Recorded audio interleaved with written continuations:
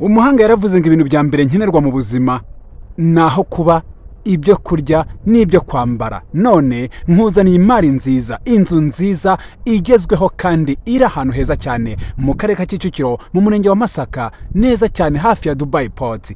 Uziko kuhavuja kuri Majerwa aho yimukiye ari kilometero kimwe gusa. Oh my dear lord, none ikiza cyanjye ntabwo nguhenda. Ibaze ko iyi nzu iri kugura amafaranga miliyoni 40 z'amafaranga y'u Rwanda. Nawe wayigura. Ifite ibyumba 4 ndetse n'ubwogero bubiri, nibagiwe na toilette, amazi n'ifuru, ibikorwa remezo birayegereye, amashuri, amavuriro ndetse n'ibindi. Banya kugira Imana bakiriya banjye kandi nkunda, nimuze mbihereye inzu muyigure bundi dukore mitasi yako ka mwanya miliyoni 40. Ibaze ko ziri negotiable. Oh, twanagabanya.